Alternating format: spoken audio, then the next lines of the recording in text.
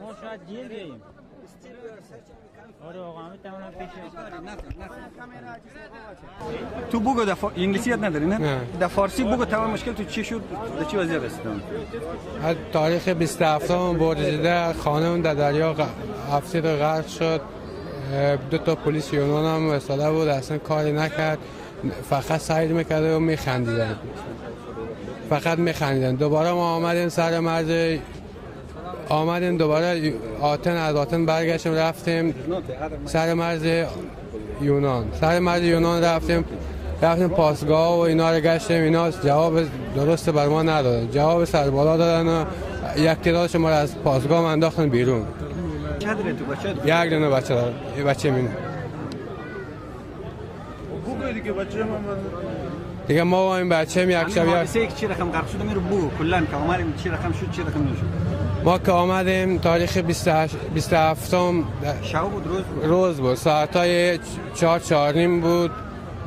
کشتی برگشت، من تا بچه من نجات دادم، خانم آب برد و هیچ کار نتونستم کنم.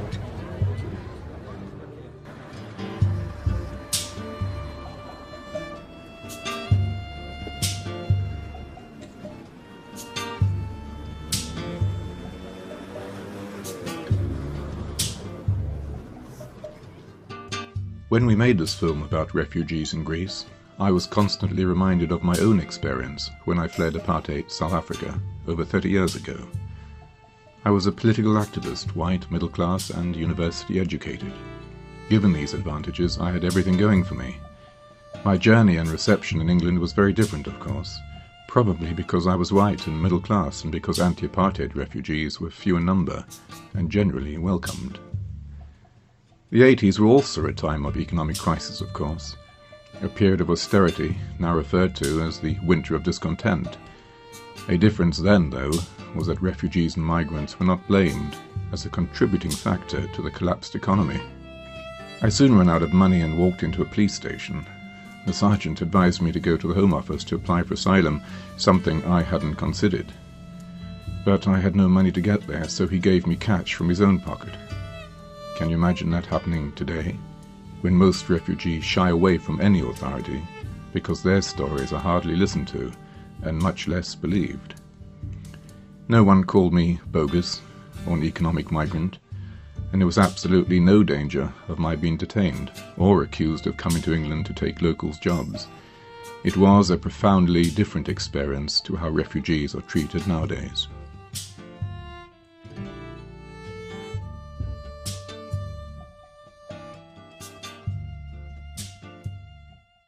Could you get a job in Kosovo? Because yes, actually I was an aeronautical engineer. I was also mayor of my city. I was also doing a PhD in conflict resolution and new models of democracy. Yeah, so why are you here? Well, because my house was bombed and I have nothing. Now, come on. Why are you really here? Actually, I always wanted to stuff my family into a one-room bedsit in the East End of London with the chance, maybe, just maybe, I could find employment in a chip shop in Basingstoke.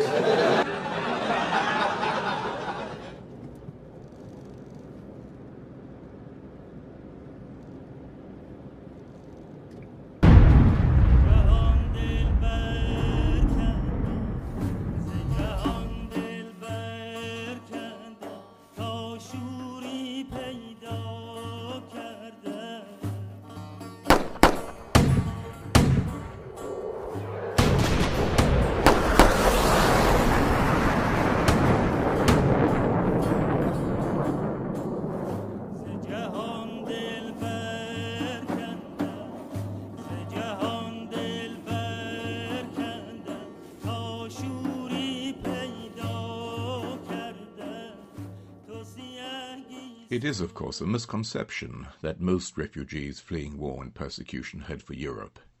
The fact is that 80% are cared for in neighbouring countries. That's right, not in Europe, but in countries that truly lack the means to offer adequate protection.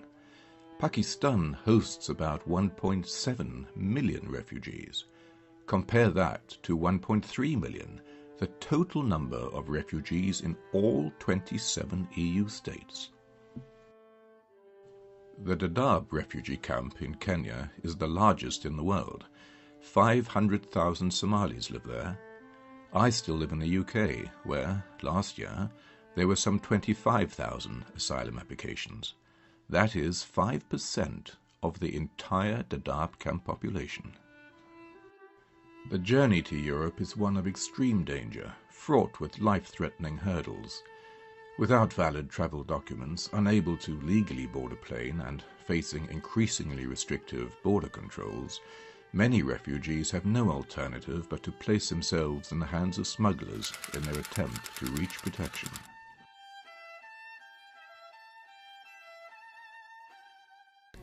ليلى حسن عمر لو المعاستا ناصر رهانة أفر ويلك يعني عشان ما عندي ما هستو المين حمر مخدشة على اسو حاجة تركيا ماذا تركيا حاجة على السنة تهريبا صوغل انت ماذا نينا كاروسة انت كاروسة لو المقدلة يمكن ما يكتغل.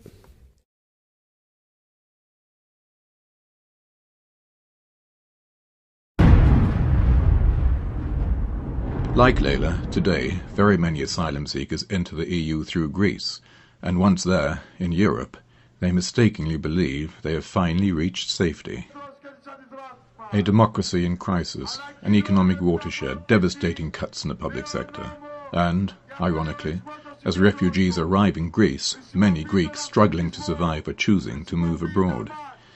The rapid decline is visible in the streets of Athens.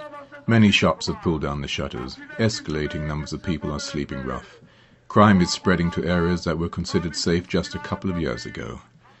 Violent political forces have managed to capitalize on this crisis, giving an extreme right-wing party the confidence to crusade under a pseudo-swastika flag. Illegal immigration out!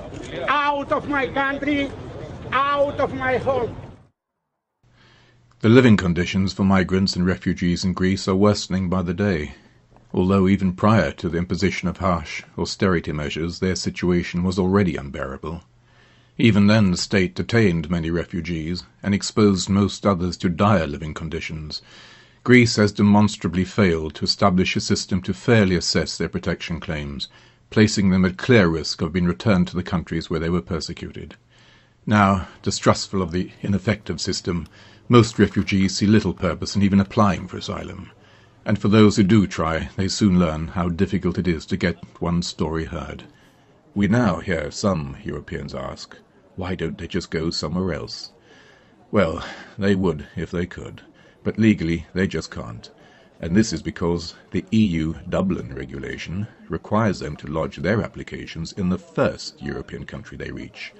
And for so many refugees, it is Greece.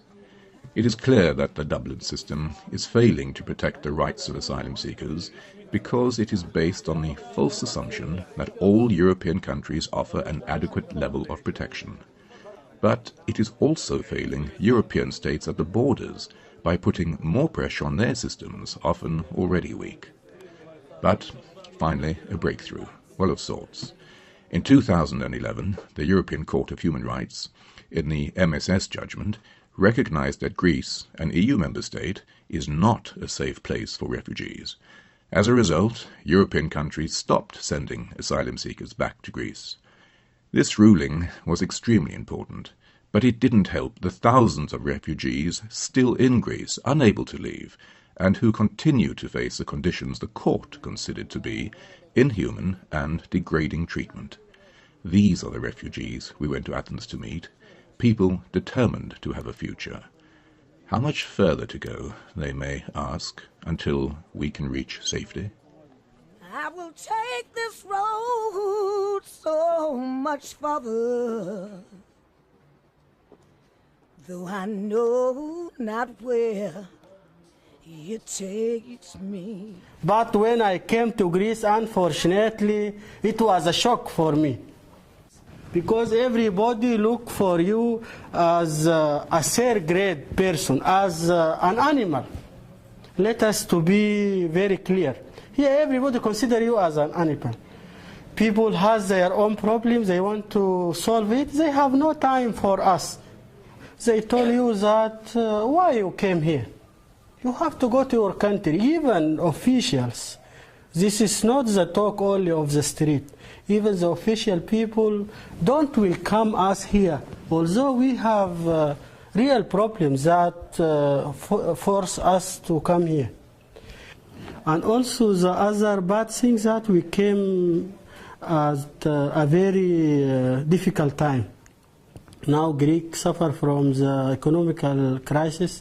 We consider and we appreciate this, but it is out of our hand. We have nothing to do with that. Here people are enforced to make crimes because they have nothing to eat. For me, myself, for more than 6 months, I was just live at public garden. Nothing, here nothing at all. Regarding people dying slowly here, just guess that somebody with no shelter, with no food at winter. What can we call that? Can we call this European Union? I don't think so. European countries must feel ashamed of this. Nothing at all. Here some people wait for 11 years with being card.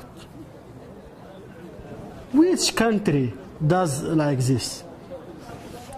But here, even if you have humanitarian, political asylum, it is nothing. It is just a paper. It doesn't deserve the ink that has been written with it. And when you check your file, you will find many papers. All these papers are programs. As you know, you have idea about the European Union programs. A program, B program, C program, but a big zero. And also the state doesn't, even the Ministry of Health doesn't help. If you go there, nobody help you. They told you we have nothing. Now the priority for Greek people, not for you. So it is Europe. I think the European Union must consider and must check the bad situation of refugees here. As usual, they told us that Greece will make reforms. But the European Union must come himself and check the real situation. Why they don't just wait the reports that prepared by the Greek government? Of course, they are not going to reflect the reality. Then they have to decide to share the refugees here. Every country must take some of refugees, because these countries can afford to support these refugees. But now Greek suffer. Greek has not enough resources right now, as everybody knows. Here people die slowly. This is what I can say about the situation here. The system is full of gaps. You have people that they're unpaid for months. If you have accommodation centers that they haven't received money since 2008, and they are called to continue accommodating people, you can imagine how impossible that makes their working. Phone calls, another thing. People calling from everywhere. The director of the rehabilitation center was going to say, tell Mrs. Mikhailidou to come and pick him up. You know, he cannot stay here anymore. He was really focused on me, really angry at me personally. You know, I had to take that person to do what with him, you know, to take him at home. It's absolute sense for them to be frustrated and angry and desperate. The fact that they take that on NGOs, I suppose, is because we are the ones that we are in touch with them. We are the ones that actually have to give them the bad news, if you like. You want accommodation, sorry, there is no accommodation. The state is faceless.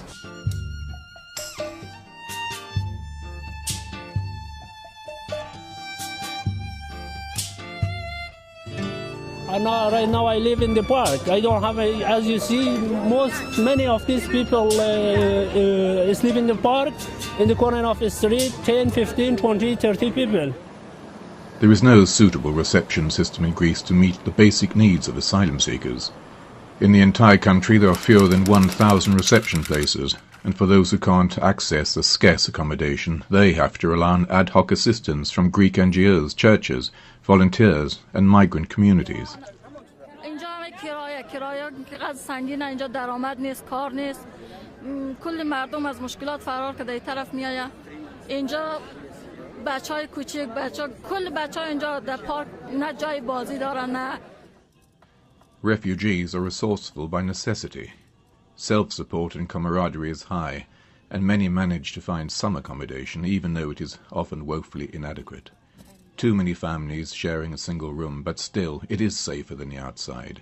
Here they are hidden from extremist groups patrolling the streets with vicious dogs. Here they are unseen by the motorcyclists in menacing black, wearing helmets or covering their faces, who attack on the move.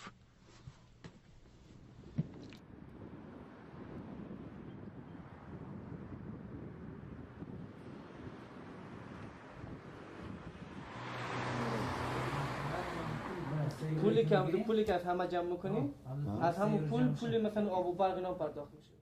یک چیز نکن مثلا چی میشه تشکیل میشه، مثل آب موقعی که حرکت کنه، موقعی که جلوی آب ببندی، آب یک جای ساکن شه، مدتی بمونه آب گندیده میشه. تنها راه حل چیه که آب باز کن، راهش مسیر رو ادامه بده. من همین مجبور شدم که بچه من اول که من به افغانستان سرنوشتم من خراب شد. خب بچه خور برداشتم آوردم اینجا، گفتم برو به کشور که اقلا بچه من رسیدگیشه، این درس بخونه، این آینده از این خوب شه. بخستم آمدم اینجا هم که آمدم خب نمیگذارن که آدم به یک جای بره. اینجا که قبولی بوده که مثلا مثل دیگه کشور باشه به من که هیچ کار رو خوب نمیشه، به رسیدگیشه. بچه من که خورده کاری نمیشه، کارم که نیک اینجا برن کار کنم. خب این گفتم دیگه چه کار کنم، اینم به پیش خب باشم هرچی پول داشته باشم همین دوان که بیازو نصفه که قاچاق برخوردی هم خلاص میشه. کم خطر نمیذارم بریم، خب مجبور میشم. هایشته امید دارم که بو که برسه که خبری بشنم که هانی برسید به خیر، خدا کنه که من بتونم از اینجا رفته. من که نمیتونم خودی از این پا خودی از این سن سال خب تا از این اتوبوسا یا مثلا اینایی که قاچاق برام میبره ایت برو. من شخصا الان امشب قراره برم، اگه برگشت بخورم من او آقا پول خورد و کشور رو کی کرده از مجبوری برگشت بخوریم. کستگی نیه که به پولی که ما مونده بره ما از دست رفته، ما آماده ما جلوی ما گرفتم و خرج و کرایه اتاق مونده بره، ما مجبوریم با تسپر بلندشیم بره. مشکل ما همین جیده که حالی مشکل ما حال همین جگایی که ما بگذارن که بریم. اگه هر رقم بود از اون جایی که مشکلات بود و هر جور شدیم رسیدیم، نه به هر جور بود که آمدیم که رسیدیم دیگه.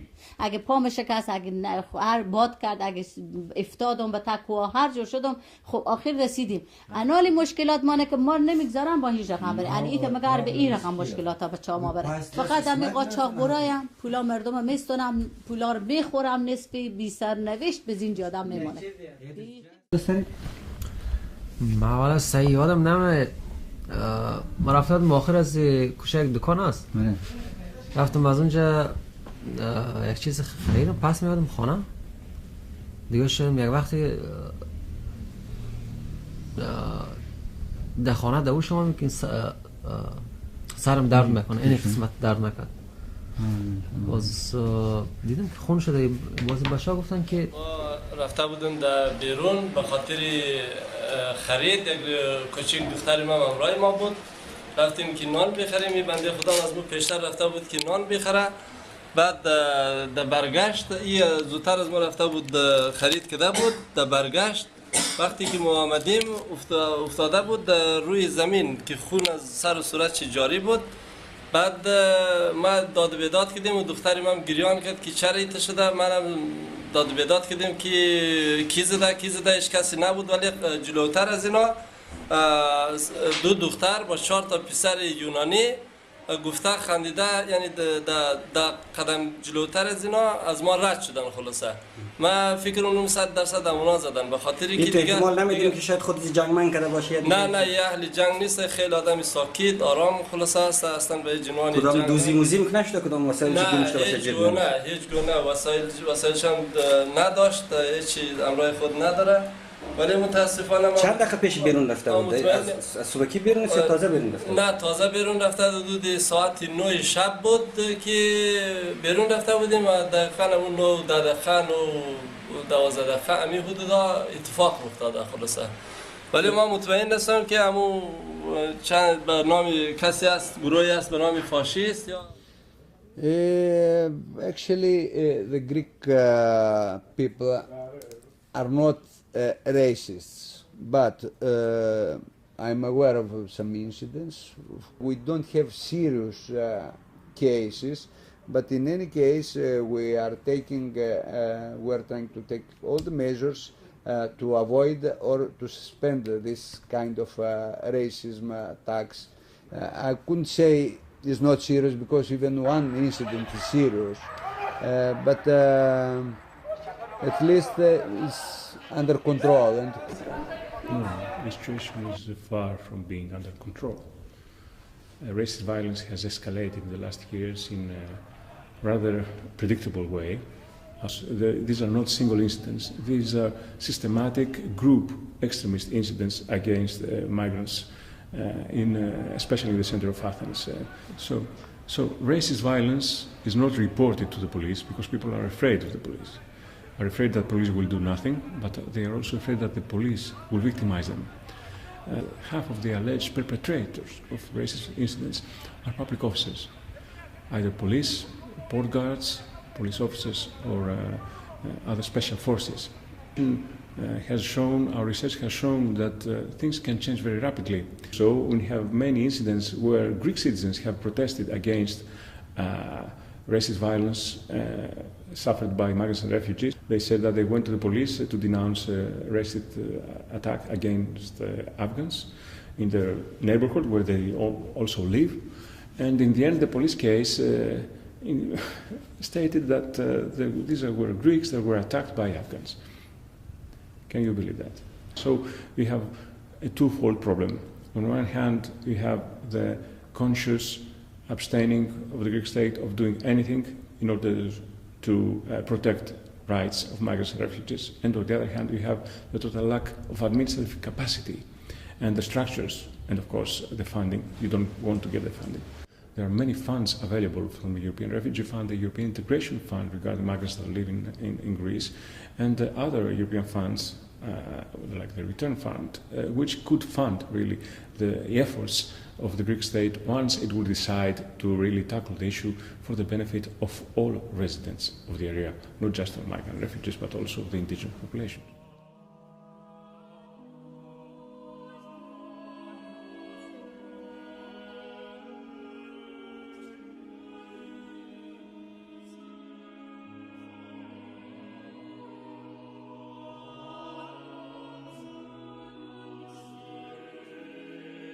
So few of those we spoke to in Athens held out any kind of hope for a future. No way here in Greece, no way back, and no way forward.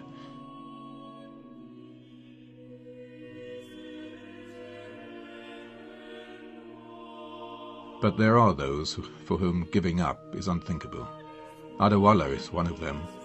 A few weeks after we talked to him in Athens, he gave us a call from Norway. Can you explain me a little bit the impression and the feelings you have being in Norway and the conditions in Norway? Oh my God. No compare. Here, everything. Here, when they receive you first, you feel that you are in your home. If you come in winter, they will give you winter clothes. If you come in summer, they will give you summer clothes and with 3 or 2 pair of shoes. Even the stages of the asylum process is very, very organized here.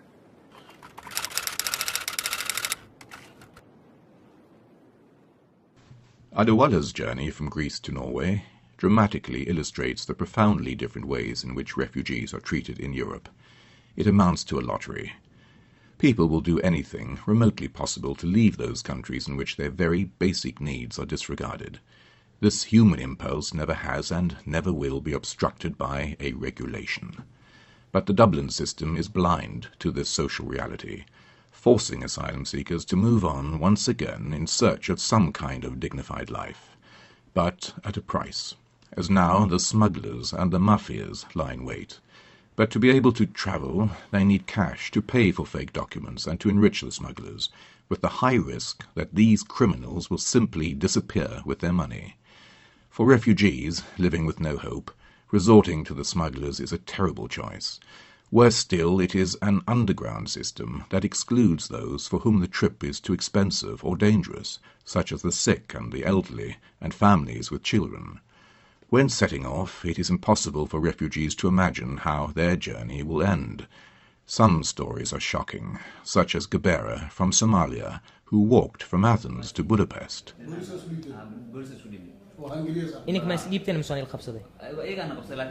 The police of the Hungary, they catch them. They not surrender. They just try to cross the Hungary and they catch them.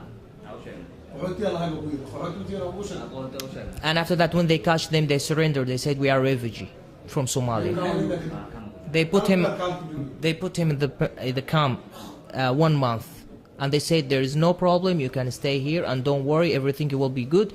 And after 1 month, no one talked to him. They took him and they put him back to Serbia. They bring him back. In the night, in the middle of the night, the police from Hungary, when they put him back to Serbia, they just give it to the other police from Serbia. They say, those people there for you. And when the Serbia police catch them, took him to Macedonia again. And the police from Macedonia said, you are free. If you want to go back to Serbia, you can go back to Serbia. If you want to go back to Greece, you can go back. And he just decide to come back here.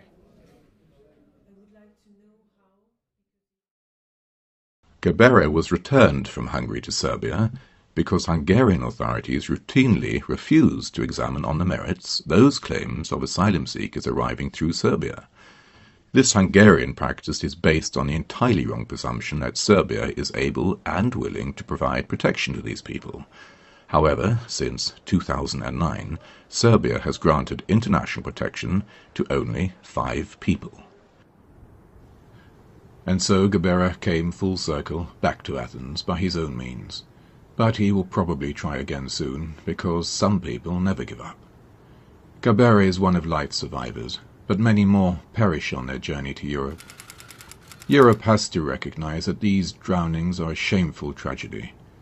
But so too, we also have to face up to the awkward fact that for many of those who actually reach Europe, they continue to risk their lives to find safety. One evening we met Mahmoud in a Sudanese cafe, an interesting man who was keen to share with us everything he knew about trucks. Oh, I like this truck. I'm so energy because when I see the truck, yeah, that's good truck. Make sure your cloth is dark. Don't come for this side because the driver sometimes they see you in the mirror. We're moving like this and jumping.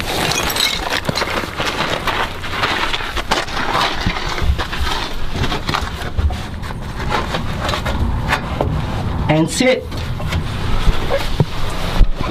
Here. This truck is good. 1 here. 2, 3, 4, 5. In the checkpoint, the guard is coming to check the truck. The police sometimes they arrest you, sometimes they let you go. Sometimes they send you in here in the city. My second trying to jump in the truck, he said, come on, come. Why you want to go to Italy? I said, it's my dream. Last February, 3 young Afghans in their 20s were found suffocated in a truck in Greece, destined to board a ferry to Italy. Many of those who do manage to reach Italy by boat are returned to Greece. Some don't hold out hope for a future in Italy and don't seek protection there. However, some of those who do seek to apply for asylum are returned to Greece by the Italian authorities without allowing them to make an application and have their case heard, effectively bypassing the Dublin regulation. On the surface, everything seems right. Nobody notices the dimness of the light. I said that we are in a process of improving, and let's say that we have an asylum processing that responds to the international and the EU standards. Will this be enough? If you have the main gate and thousands of people coming and wishing to continue and having no perspectives for integration, I don't think so. Now, what other mechanisms? The minimum is not to have the Dublin functioning the way it does today, for instance. If you want to go further, but this is a personal opinion, you can examine relocation schemes within the European Union, according to which standards it has to be examined and discussed, okay? Or if you have crisis in a system because of high number of asylum applications, for instance, you could examine a responsibility sharing among the countries. You could, I don't know, invest more in integration policies, for instance, and not only limit the support in border controls and returns, which is one aspect of the problem.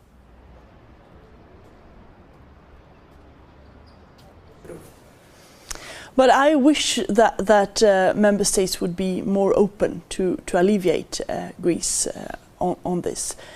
For the moment, they are not, and there is no way that the Commission can force the member states.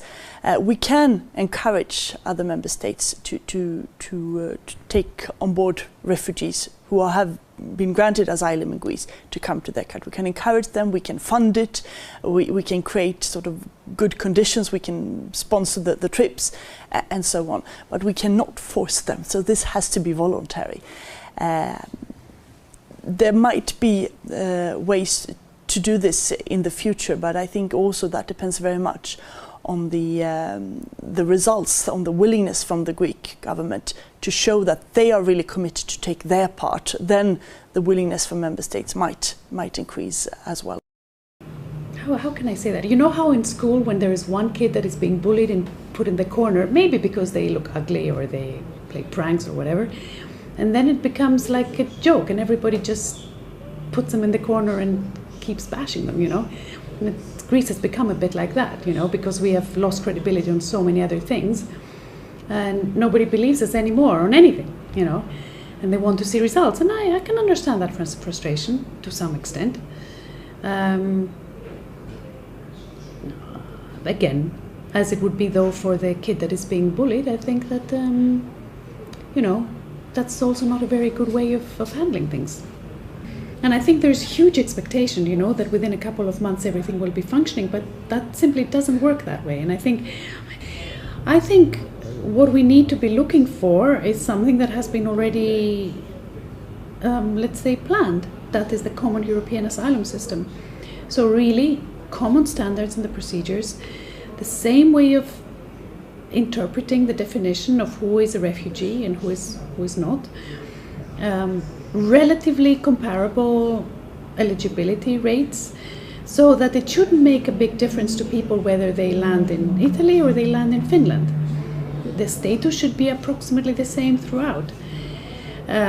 Furthermore, I think that there should be some kind of distribution key, not just of refugees. Refugees are the easy part of the equation, but of asylum seekers and of rejected asylum seekers, actually.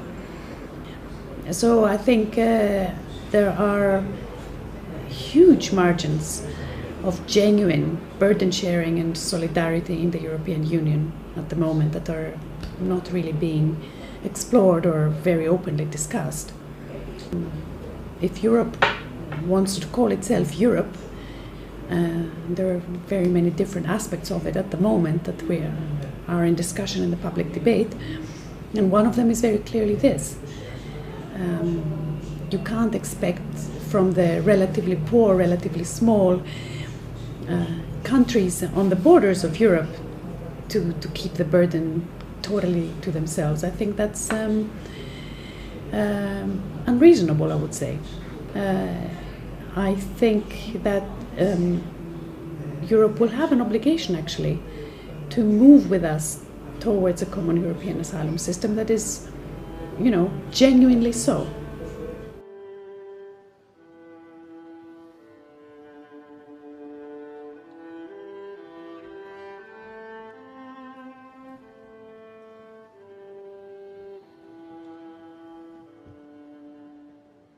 Do you want my opinion?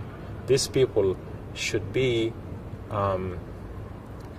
given the chance to leave Greece and to go to other countries and apply there for asylum seekers. This is the only solution for these people.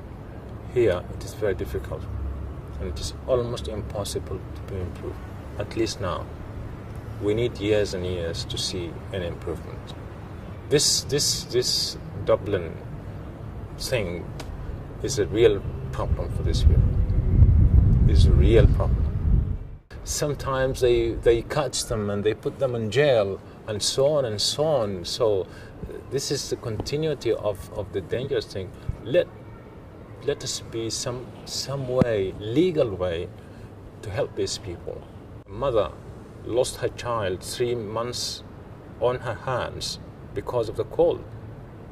And nobody mentioned that. No, never. Only the refugees themselves, they know that. And this is very tragedy, very sad tragedy.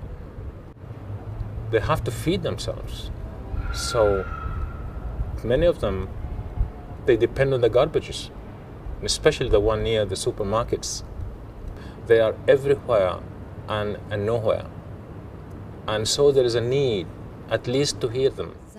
Anyone who is now listening to my voice should know that I am an Afghan woman who left her country 8 years ago. And since then, I have not had one single peaceful night. If I had a nice life in Afghanistan, I would never have left my country. No human being puts himself in a situation with no house, no country, and no possibility to survive. Only when your house is destroyed, you will leave it. I used to have a good life there, but because of the war, I have been forced to leave. When everything is destroyed, there is no option but to leave. If we had stayed in Afghanistan, it is sure that we would have lost part of our family. On our way to escape Afghanistan, we have so much suffered. But we have endured all this because we wanted to stay together and not lose anybody. We had a hope to reach a life where we could sleep safely, have a piece of bread, and be all safe. This is the reason why we have passed very dangerous mountains and waters, and during the journey, many of us have lost members of their family. In the hope of finding a better life, we have lost people. Because we are human beings, we want to live as human beings. For 1 year, we stayed in Turkey because my daughter was sick in a hospital there. After that, we had to leave and we came to Greece. When we arrived, we didn't know that it was Greece. Now it has been 3 years and a half that we are here. At the arrival, I spent 8 days in detention. It was very dirty, and most people were sick. We were afraid to tell the authorities that we were sick because we thought that if we tell them, they would keep us longer.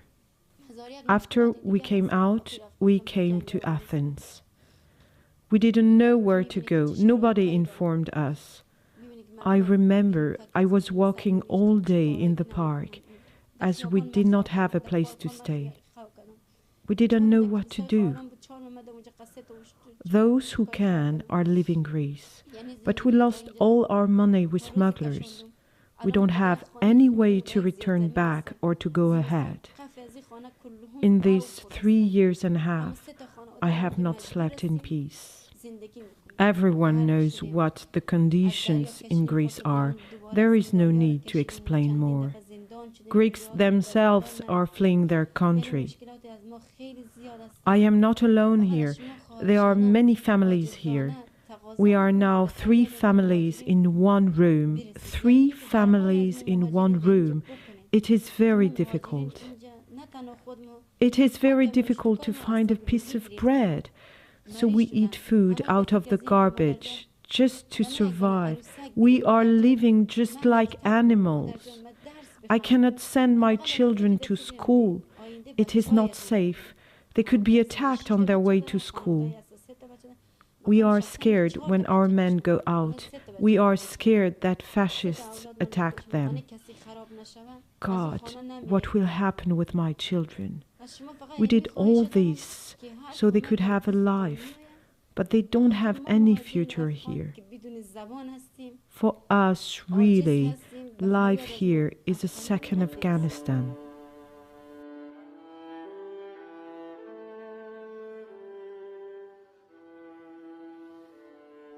It is critically important to acknowledge the difficulties that Greece is facing. But this economic and social crisis does not lessen in any way the responsibility that Greece and the EU have with regards to respecting the human rights of refugees and asylum seekers. The hardships that refugees are facing in Greece must be of all our concern. If Greece fails to protect those fleeing persecution for whatever reason, then Europe fails too. Refugees are now the victims of governments' inability to take decisions. Despite the complexity of this economic and political crisis, the response cannot be to allow what is happening in Greece to continue. If the EU is serious about building a common European asylum system, something meaningful needs to be done now.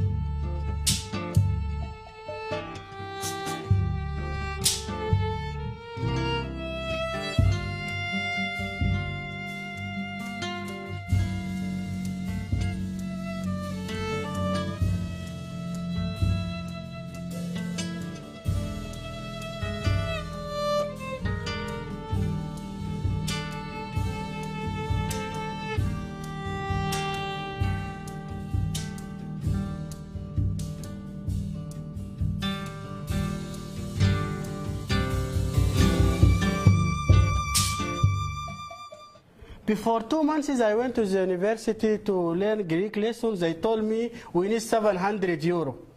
How? It doesn't work. You want to spread your culture. I want to learn your language. How I pay for you? I told them it is priority. Even the Honolulu country does its better to spread its culture. That's what we try to support people to be integrated, but to do that as a social worker, you need to have tools, you need to have resources. You're not going to do it and miraculously by waving your magic wand, you know, I'll integrate you. We took 4 lawyers. The first lawyer took our money. After 2 weeks, I called him. He said, "What is your name? Where are you from? I don't know you." The second lawyer like this, the third lawyer like this, the fourth lawyer, she was good lawyer. She was from the Communist Party. She was good lawyer. Yeah.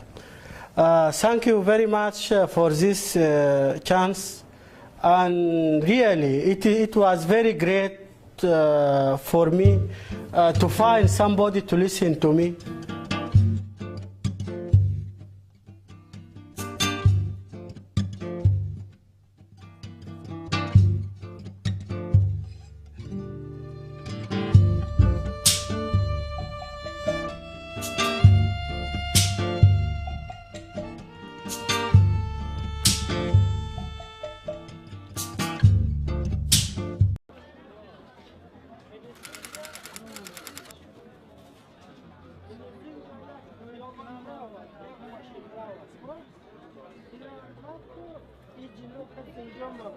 الان خبرنگاران و در الان ما شاید جیل گیریم. آره واقعا میتونم پیش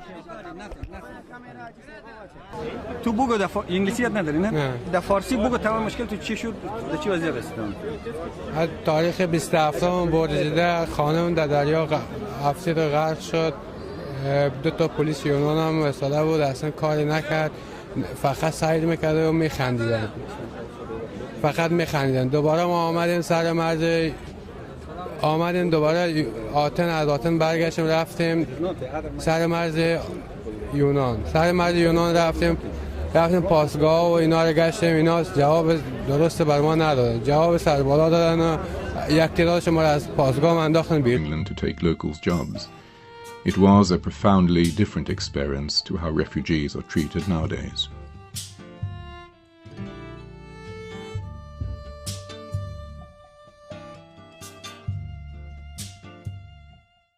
Could you get a job in Kosovo? Because yes, actually I was an aeronautical engineer. I was also mayor of my city. I was also doing a PhD in conflict resolution and new models of democracy. Yeah, so why are you here? Well, because my house was bombed and I have nothing. Now, come on. Why are you really here? Actually, I always wanted to stuff my family into a 1-room bedsit in the East End of London with the chance, maybe, just maybe, I could find employment in a chip shop in Basingstoke.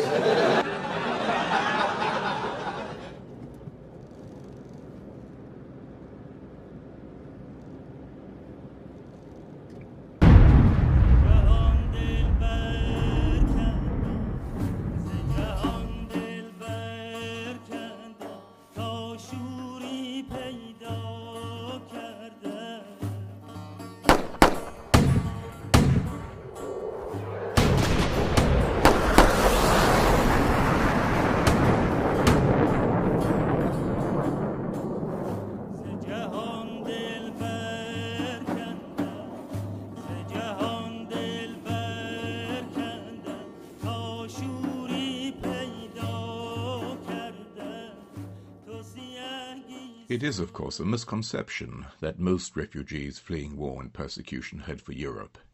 The fact is that 80% are cared for in neighboring countries. That's right, not in Europe, but in countries that truly lack the means to offer adequate protection. Pakistan hosts about 1.7 million refugees. Compare that to I had everything going for me. My journey and reception in England was very different, of course. Probably because I was white and middle class and because anti-apartheid refugees were few in number and generally welcomed. The 80s were also a time of economic crisis, of course, a period of austerity now referred to as the winter of discontent. A difference then, though, was that refugees and migrants were not blamed as a contributing factor to the collapsed economy.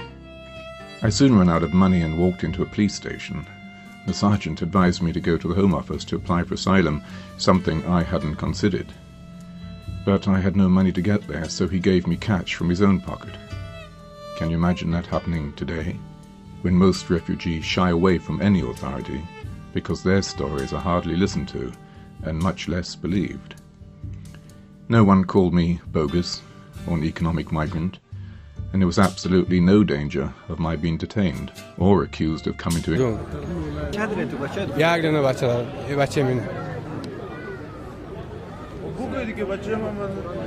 دیگه ما با این بچه یک شب چی رقم غرق شده میره بو کلا که اومدیم چی رقم شد چی رقم نشد ما که آمدیم تاریخ 27 شب بود روز بود ساعتای 4:45 بود کشتی برگشت من تا بچه من نجات دادم خانم آب برد و هیچ کار نتونستم کنم.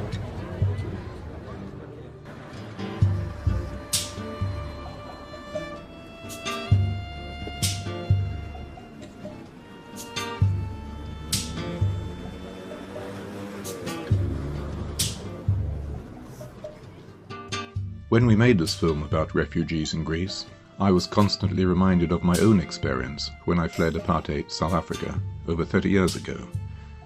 I was a political activist, white, middle class and university educated. Given these advantages,